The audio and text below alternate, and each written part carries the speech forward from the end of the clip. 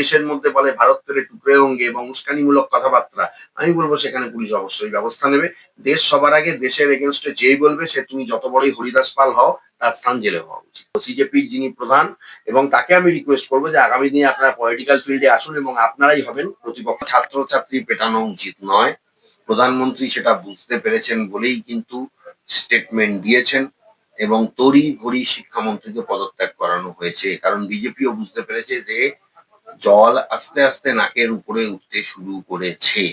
যে ছাত্ররাই দেশের ভবিষ্যৎ, তারাই হচ্ছে আপকামিং ভোটার। আজকে আপনার এই পুলিশগুলো লাঠি চার্জ করে বিজেপি কিন্তু আমি বলবো কয়েক লক্ষ ছাত্রের ভোট ভবিষ্যতে কিন্তু হারিয়ে ফেললো, যেটা বিজেপির এই দেশে ক্ষমতায় টিকে থাকার ক্ষেত্রে আজ না হোক 29 সালের পর একটা বড় সমস্যা। ইয়ং জেনারেশনের যে কোনো মুভমেন্টকে আমরা কখনো অস্বীকার করতে পারি না। এই ইয়ং জেনারেশন ছিল বলেই এক সময় আমার দেশ স্বাধীনতা পেয়েছিল। আজকে ককরোচ পার্টির জন্য শিক্ষামন্ত্রী পদত্যাগ করেছেন। এর আগে যখন নিটের প্রশ্নপত্র জাল হয়েছিল বা হয়েছিল, তখনই শিক্ষামন্ত্রী পদত্যাগ করে দেওয়া উচিত ছিল। এই সমস্ত জেহাদি কিছু তারা মানে উর্দুতে কিছু বার্তা দিয়ে তারা লিফলেট বিলি করছেন। আমি দেখেছি বিভিন্ন বিভিন্ন অনুষ্ঠানে দেখেছি, বিভিন্ন সভায় দেখেছি। এই সমস্ত জিনিসগুলো বন্ধ করতে হবে। জেহাদি কি? দেশের মধ্যে থাকলে যারা জেহাদি হবে তাদেরকে সত্যিকারের ওই গুন্ডা দমন আইন দিয়ে গ্রেপ্তার করে 10 বছর থেকে 15 বছর জেল কাটাও বা সারা জীবন জেল কাটাও। ককরোচদের একটা বিশাল আন্দোলন, যে আন্দোলনের জেরে কিন্তু কেন্দ্রের শিক্ষামন্ত্রী, এক্স শিক্ষামন্ত্রী ধর্মেন্দ্র প্রধানকে পদত্যাগ করতে হলো। এই ককরোচদের চাপে পড়ে মোদিজিকেও কিন্তু আমরা দেখলাম ভিডিও রিলস বানাতে। সেক্ষেত্রে আপনি কি মনে করছেন আগামী দিনে ককরোচদের অবস্থান কি হবে? দেখুন, আপনাকে আমি একটা প্রথমে কথা বলি, আজকে এমন একটা যুগে, এমন একটা দিনে আমরা আছি, এই যুগে, এই দিনে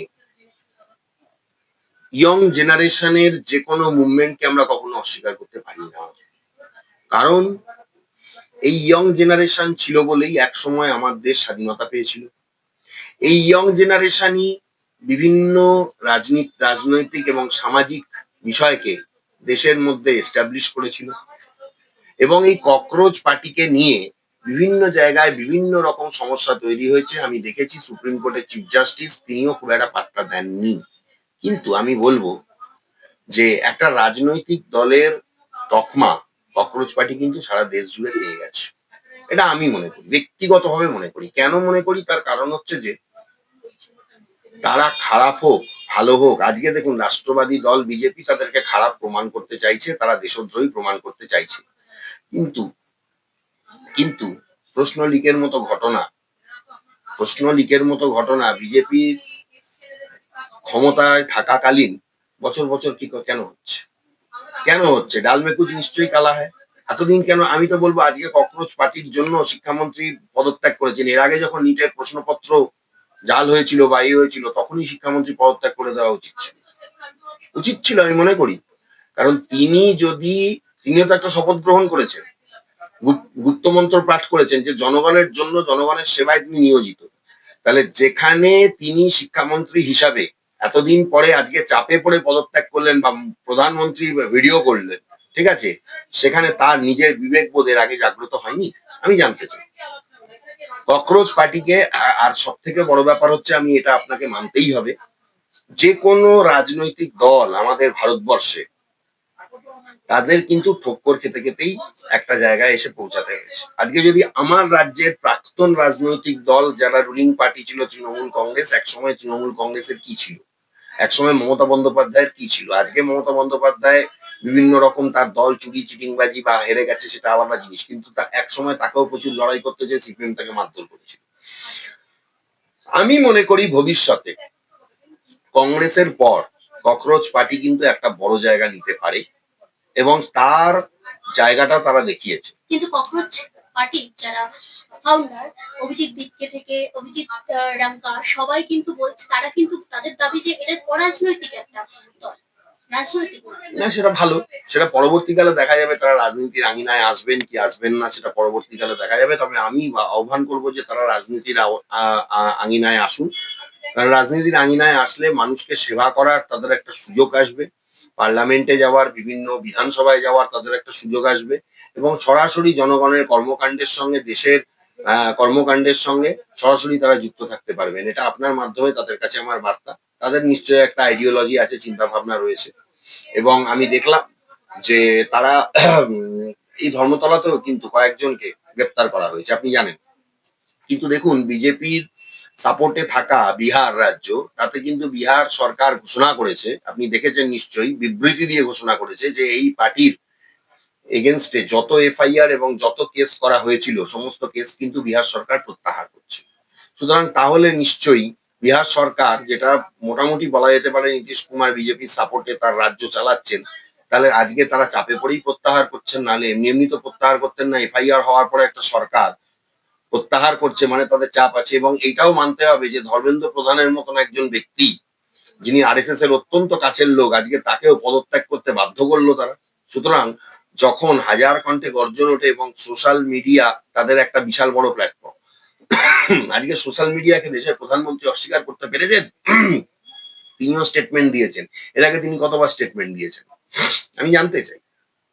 আমি কাউকে সমালোচনা করছি না বা কারোর দিকে আমি কোনো তাক করে কোনো কথা বলছি না। আমি বলবো ককরোচ পার্টির উচিত তারা রাজনীতির অঙ্গনে এসে লড়াই করুক। এবার যদি তারা মনে করে যে রাজনীতির অঙ্গনে এসে তারা লড়াই করতে না চায়, সেটা তাদের ব্যাপার। তাহলে সোশ্যালিস্ট হিসাবে, সোশ্যাল কাজকর্ম, দেশের ওয়েলফেয়ার হিসাবে তারা থাকুক। অ্যাটলিস্ট তাদের মধ্যে এই ক্ষমতাটা আছে।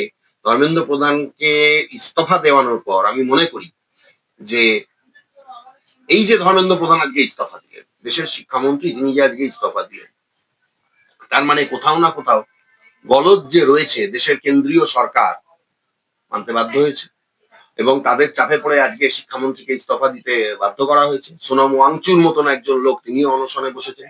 আমি দেখেছি বহু মানুষ মন্তব্য করেছেন এগুলো হওয়া উচিত নয়। কেন করবেন? সচিন তেন্ডুলকারের মতো মানুষ মন্তব্য করেছেন, বহু শিক্ষাবিদ মন্তব্য করেছেন, অমিতাভ বচ্চন মন্তব্য করেছেন, আমাদের দেশের যারা মোটামুটি ধরুন মোটামুটি মানুষজন, তারা মন্তব্য করেছেন। তাহলে নিশ্চয়ই কোথাও না কোথাও গিয়ে আপনাকে মনে রাখতে হবে যে তাদের মনে হয়েছে যে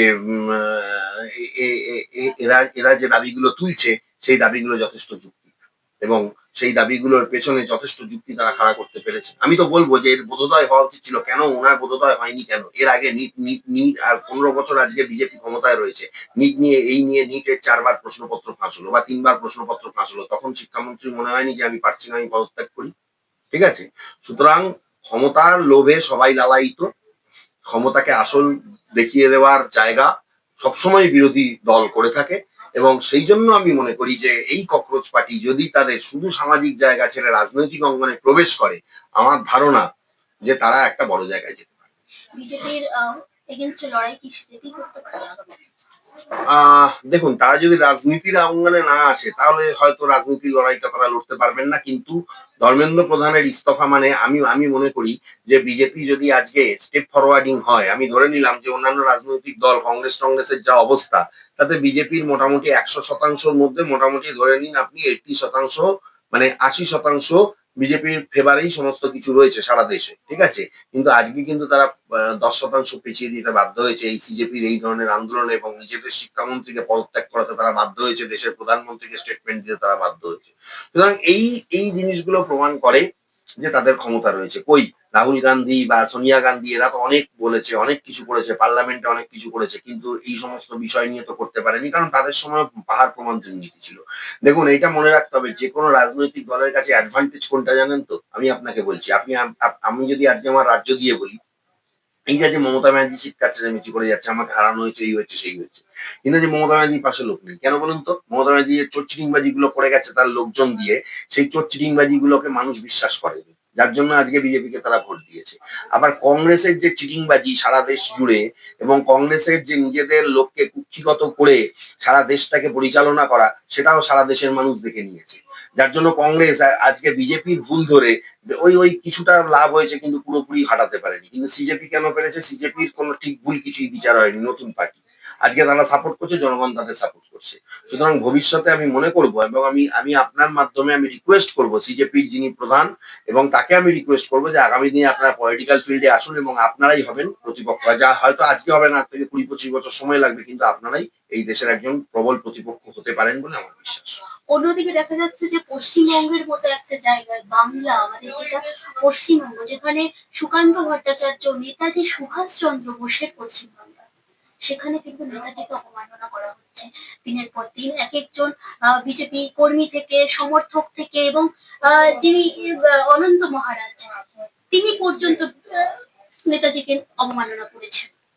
এগুলো হওয়া উচিত নয়, এগুলো হওয়া উচিত নয়, কারণ আমার মনে হয় না আরএসএস এই ধরনের একটা কিছু শিক্ষা দেয়। আরএসএস দেশের উন্নতি কল্পে শিক্ষা দেয়, যে একজন দেশের স্বাধীনতা সংগ্রামী তাকে অবমাননা করা। তবে আমি বলবো রাজ্যের যিনি প্রধানমন্ত্রী তিনি কিন্তু হয়তো আরএসএস এর তিনি সমর্থক নন, তবুও তিনি রাজ্যের প্রধানমন্ত্রী, বিজেপির লোক। তিনি কিন্তু যেদিন প্রথম দিন পৌরসভায় গেছিলেন, তিনি নেতাজির চেয়ারকে তিনি প্রণাম করেছিলেন এবং তিনি বলেছিলেন এই চেয়ারে নেতাজি বসতেন, আমার সম্মান করা উচিত।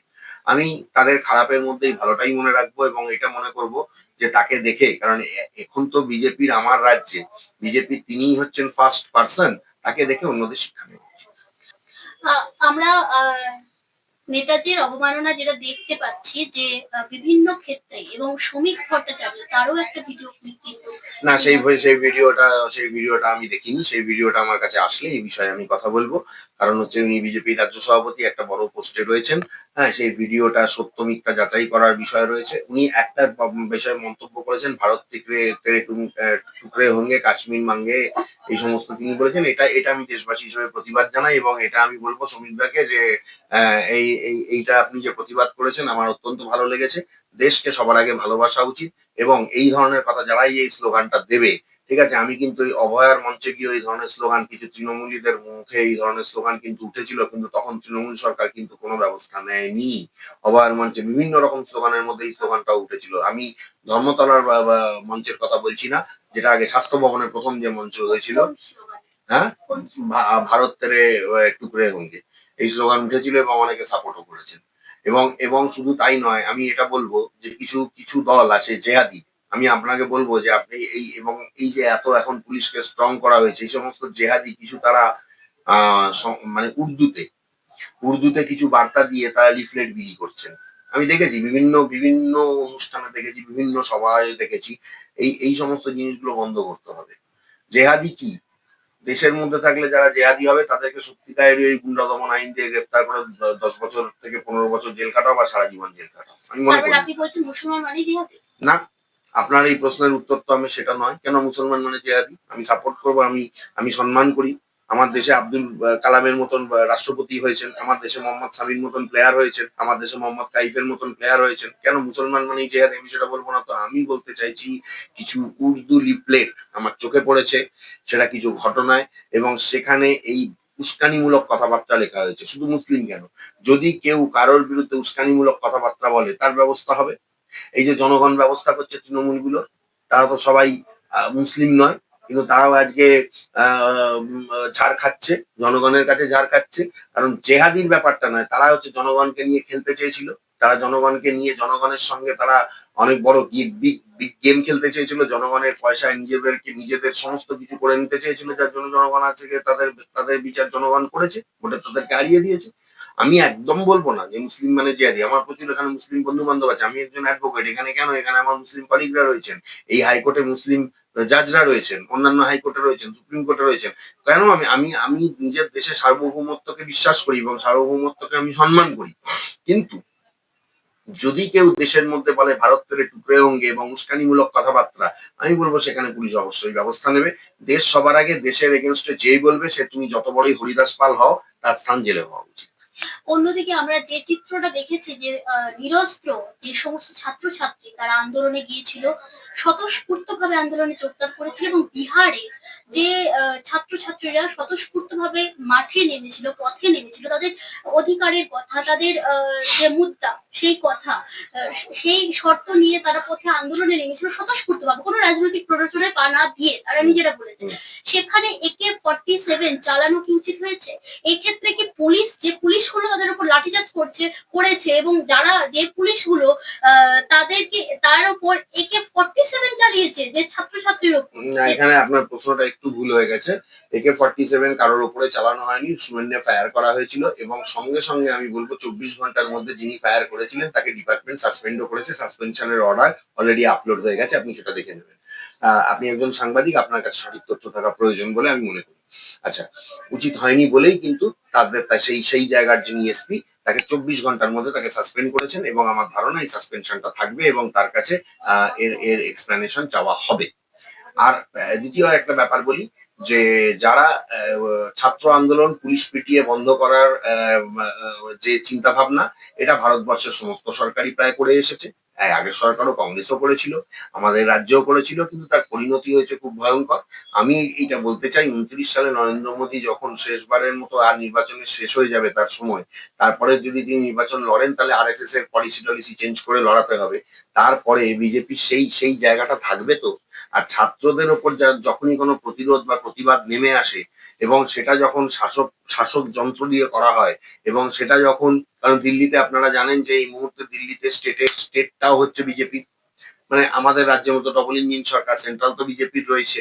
সুতরাং সেই জন্য আপনাকে আমি পরিষ্কার বলে দিচ্ছি যে যে ঘটনা ঘটেছে এটা অত্যন্ত নিন্দনীয়, অত্যন্ত দুঃখজনক এবং পুলিশের কাছ থেকে এই ধরনের অ্যাটিচিউড, এই ধরনের ব্যবহার কখনোই আশা করা যায় না। ছাত্রদের উপরে পুলিশ লাঠিচার্জ করবে কেন?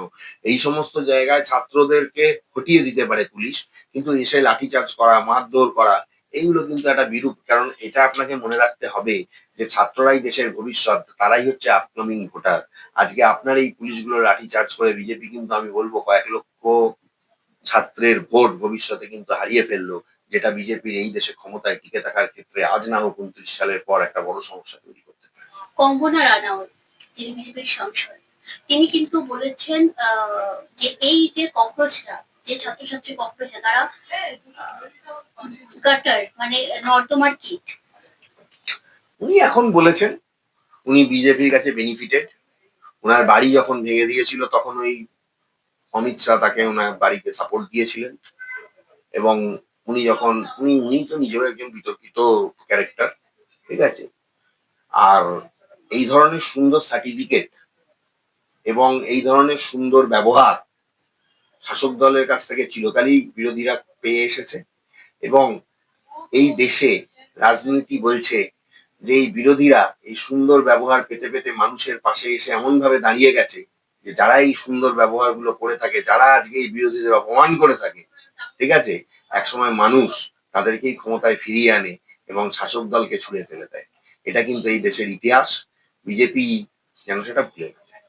আগামীতে বিজেপির জন্য একটা কঠিন পরিস্থিতি তৈরি হতে চলেছে। এখনো সেরকম ভাবে তৈরি হয়নি, কিন্তু ছাত্রছাত্রী পেটানো উচিত নয়।